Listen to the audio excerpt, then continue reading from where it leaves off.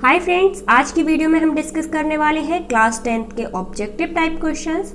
तो हिंदी के objective type question होंगे। ये चैप्टर रहेगा हमारा तुलसीदास, और ये तुलसीदास चैप्टर में डिस्कस होता है हमारा राम, लक्ष्मण और परशुराम के संवाद के बारे में, यानी उनकी वार्तालाप जो हो रही थी उनके बारे में बताया जाता है। तो इससे रिलेटेड क्वेश्चंस मैं इस वीडियो में ले आई हूँ। फर्स्ट क्वेश्चन है हमारा, परशुराम के अनुसार लक्ष्मण इनमें से क्या है? तो मूर्ख, कुबुद्धि, कुटिल तीनों ही हैं। परशुराम के अनुसार लक्ष्मण ये तीनों ही बातें नजर आ रही थी उनमें। तो यहाँ पर डी ऑप्शन राइट है, उपयुक्त सभी। क्वेश्चन नंबर सेकंड है हमारा, शूरवीर को अपनी शूरता डैश प्रदर्शित करनी चाहिए। तो शूरवीर जो होते हैं, शूरता युद्ध भूमि में ही देखी जाती है, बातों से कोई भी इंसान शूरवीर नहीं होता। यहाँ पर सी ऑप्शन राइट रहेगा, युद्ध भूमि में। क्वेश्चन नंबर थर्ड है, तुम तो कालू हाक जनु लावा, पंक्ति में निहित अलंकार डैश है। तो यहाँ पर उत्प्रेक्षा अलंकार है, क्योंकि जानू शब्द का प्रयोग केवल उत्प्रेक्षा अलंकार में ही होता है। ठीक है, तो डी ऑप्शन राइट है। क्वेश्चन नंबर 4 है हमारा, परशुराम ने गंधी शुनु का प्रयोग किसके लिए किया है? ये विश्वामित्र के पिता थे। ठीक है, तो यहाँ पर किसके लिए किया है? सी ऑप्शन राइट है, विश्वामित्र के लिए।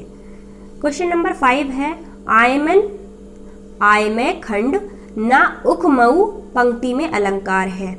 तो खंड के दो अर्थ होते हैं। ठीक है, एक तलवार और एक मिठाइयाँ, तलवार और मिठाइयाँ। तो यहाँ पर ए ऑप्शन राइट रहेगा, श्लेष अलंकार है यहाँ पर। क्वेश्चन नंबर 6 है, राम लक्ष्मण परशुराम संवाद में किस छंद का प्रयोग किया गया है? इसका चौपाई और दोहा दोनों का प्रयोग किया गया है। यहाँ पर प्रत्येक चौपाई के अंत में एक दोहा दिया जाता है। जो चौपाई होती है उसके लास्ट में दोहा दिया जाता है, आप लोगों को पता ही होगा। तो यहाँ पर डी ऑप्शन राइट रहने वाला है, चौपाई व दोहा दोनों का ही यूज किया गया है। क्वेश्चन नंबर 7 है हमारा, परशुराम के सिर पर अभी किसका ऋण शेष है? तो परशुराम शिव जी को अपना गुरु मानते थे, परंतु राम जी ने शिव जी के धनुष को तोड़ दिया था। तो इसीलिए किसका? गुरु का सी ऑप्शन राइट रहेगा, गुरु का ऋण शेष था, क्योंकि उनके गुरु का जो धनुष था वो तोड़ दिया गया था। क्वेश्चन नंबर 8 है हमारा, लक्ष्मण ने ऋण चुकाने के लिए परशुराम से किसे बुलाने के लिए कहा? क्योंकि हिसाब किताब करने पर ही ऋण चुकता है, इसीलिए बी ऑप्शन राइट यहाँ पर रहेगा, हिसाब किताब के जानकार को बुलाया। ठीक है, क्वेश्चन नंबर 9 है हमारा, लक्ष्मण के शब्द परशुराम के लिए डैश थे। ठीक है, तो परशुराम क्रोधी थे, परंतु लक्ष्मण के वचनों से व्यंग था, जिसके कारण परशुराम का क्रोध और भड़क गए थे। जो परशुराम थे वो क्रोध और भड़क गए थे, जैसे अग्नि की आहुति देने पर भड़क जाती है। जो लक्ष्मण के वचन थे उनसे परशुराम बहुत ज़्यादा क्रोधित हो गए थे, जैसे अग्नि को हम लोग भड़का देते हैं और ज़्यादा। इसीलिए यहाँ पर डी ऑप्शन राइट रहने वाला है, क्रोध रूपी अग्नि में घी की आहुति के समान था। ठीक है, क्वेश्चन नंबर 10 है, राम के वचन परशुराम के लिए डैश मतलब थे। राम के जल के समान शीतल वचनों से परशुराम का क्रोध शांत हो गया था। तो यहाँ पर ए ऑप्शन राइट रहने वाला है, जल के समान शीतल वचनों से। क्वेश्चन नंबर 11 है हमारा, इस संवाद में कौन सा गुण है? तो ओज गुण क्रोध एवं वीरता का भाव लिए होता है। ठीक है, तो बी ऑप्शन राइट है, ओज गुण। क्वेश्चन नंबर 12 है, राम लक्ष्मण परशुराम संवाद में किस रस की प्रमुखता रहती है? तो राम लक्ष्मण के संवाद में वीरता की बातें हो रही थी, तो यहाँ पर वीर रस, डी ऑप्शन राइट है, वीर रस का प्रमुखता है। क्वेश्चन नंबर 13 है, राम लक्ष्मण परशुराम संवाद में किस शब्द शक्ति का प्रयोग है? किस शब्द शक्ति का? लक्ष्मण ने परशुराम पर व्यंजना शब्द शक्ति का प्रयोग करते हुए तीखे व्यंग किए थे, मतलब तीखे वचन बोले थे। तो यहाँ पर सी ऑप्शन राइट है, व्यंजना। आप लोगों को इन क्वेश्चंस की नोट्स चाहिए तो नीचे डिस्क्रिप्शन में दिया हुआ है PDF लिंक, आप जाकर देख सकते हैं वहाँ पर। और हिंदी के और सारे टॉपिक्स को जानने के लिए, या फिर इसकी समरी, या फिर और चैप्टर्स के ऑब्जेक्टिव टाइप क्वेश्चंस के लिए आप मेरे डिस्क्रिप्शन बॉक्स में प्लेलिस्ट दी गई है, उनमें जाकर देख सकते हैं। क्वेश्चन नंबर 14 है, तुलसीदास का जन्म कब और कहाँ हुआ था? तो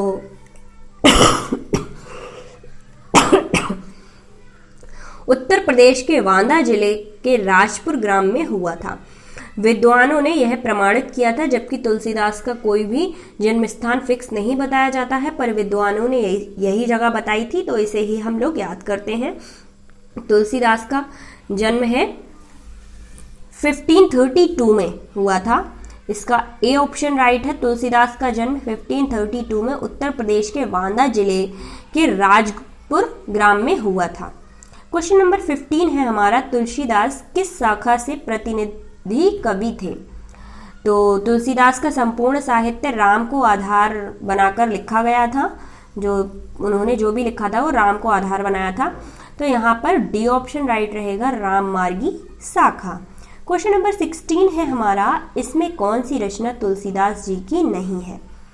तो यहाँ पर रामचरितमानस है, वो भी तुलसीदास की है। सुदामा चरित्र भी है, सुदामा चरित्र को छोड़कर कवितावली, विनायक पत्रिका, ये तीनों ही किसकी हैं? तुलसीदास की हैं। केवल सुदामा चरित्र नरोत्तम दास की रचना थी। ठीक है, किसकी थी? नरोत्तम दास की। आप इसे भी याद कर सकते हैं, क्वेश्चन आपका यहाँ से भी बन सकता है। क्वेश्चन नंबर 17 है हमारा, तुलसीदास के काव्य में किन किन रसों की प्रधानता थी? तो रामचरितमानस व उनकी अन्य कृतियों में शांत रस व करुणा रस का ही भाग था। तो यहाँ पर सी ऑप्शन राइट रहेगा, शांत एवं करुणा रस। क्वेश्चन नंबर 18 है हमारा, तुलसीदास ने अपने काव्य में किस भाषा की प्रमुखता का प्रयोग किया है? तो वे अवध क्षेत्र में रहने वाले थे। ठीक है, राम के काव्य में अवधी भाषा का ही प्रयोग किया था उन्होंने। तो बी ऑप्शन था हमारा, अवधी भाषा। क्वेश्चन नंबर 19 है हमारा, राम लक्ष्मण परशुराम संवाद में किस घटना के कारण विवाद हो रहा था?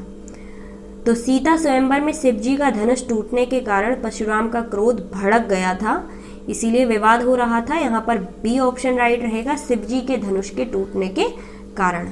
ठीक है, अब यहाँ पर फ्रेंड्स मैं चारों ऑप्शन इसलिए नहीं बताती आपको क्योंकि टाइम ज़्यादा लगता है, और ऐसी ही मैंने हर चैप्टर की वीडियो आप लोगों को अपलोड कर रखी है और कर रही हूँ। एक चैप्टर से 2 वीडियोस बनाने की कोशिश करती हूँ, क्योंकि इस बार जो पेपर पैटर्न है वो ऑब्जेक्टिव टाइप क्वेश्चंस पर रहने वाला है, तो आप लोगों को इससे काफ़ी हेल्प होगी। शिवजी की नेक्स्ट क्वेश्चन है हमारा, यहाँ पर ए ऑप्शन राइट है। क्वेश्चन नंबर 21 है हमारा, का छाती लाभ जून धनु तोरे, यहाँ जून शब्द का क्या अर्थ है? तो यहाँ पे जून शब्द का अर्थ पूछा गया है। जून शब्द का अर्थ जीड़ा का तद्भव रूप है। जो जीड़ा शब्द होता है उसका तद्भव रूप होता है, तो यहाँ पर बी ऑप्शन राइट है, जीड़ा। क्वेश्चन नंबर 22 है, राम ने धनुष किस धोखे से छू लिया था? राम ने धनुष किस धोखे से छू लिया था? तो आंसर है हमारा, धनुष बहुत सजा धजा था, राम ने सोचा कि यह धनुष एकदम नया है। क्वेश्चन नंबर 23 है हमारा, परशुराम ने अपनी भुजाओं के बल से डैश कर दिया। क्या कर दिया था? परशुराम ने अनेक बार इस धरती पर क्षत्रिय राजाओं का वध किया एवं उनके राज्य ब्राह्मणों को दिए थे। ठीक है, जो ब्राह्मण होते थे उन्हें वो अपने राज्य दे दिया करते थे, फिर भी धरती को क्षत्रियों से रहित किया था। परशुराम ने अपनी भुजाओं के बल से, मतलब अपने हाथों के बल से क्या किया था? ए ऑप्शन राइट है, धरती के क्षत्रियों से रहित किया था। क्वेश्चन नंबर 24 है, तर्जनी देखकर कौन मर जाता है? तो कुम्हड़वहिता, जो छुई मुई का पेड़ होता है हमारा, उस टाइम में उसे कुम्हड़वहिता कहते थे। एक प्रकार का पौधा होता है, इसे छुई मुई भी कहते हैं। यह तर्जनी के इशारे से मुरझा जाता है, यानी उंगली के इशारे से मुरझा जाता है। ऐसा लगता है मानो यह सूख गया हो। ठीक है, अब यहाँ पर बी ऑप्शन राइट रहेगा, कुम्हड़वहिता, छुई मुई। ठीक है, क्वेश्चन नंबर 25 और लास्ट है हमारा, रघुकुल के लोग किन किन बातों पर दया करते थे? तो यहाँ पर क्योंकि इनको मारने से पाप लगता है, ठीक है, और इनसे हारने से अपकीर्ति मिलती है। किन किन बातों पर दया करते थे? देवता, ब्राह्मण, ईश्वर के भक्त व गाय पर। ठीक है, डी ऑप्शन राइट रहेगा, क्योंकि उनका मानना था कि देवता, ब्राह्मण, ईश्वर के भक्त व गाय को मारने से तो ये थे हमारे 25 क्वेश्चन इस चैप्टर से रिलेटेड। इसी चैप्टर की नेक्स्ट वीडियो में बनाने वाली हूँ जिसमें 25 आगे के क्वेश्चंस डिस्कस करेंगे हम लोग।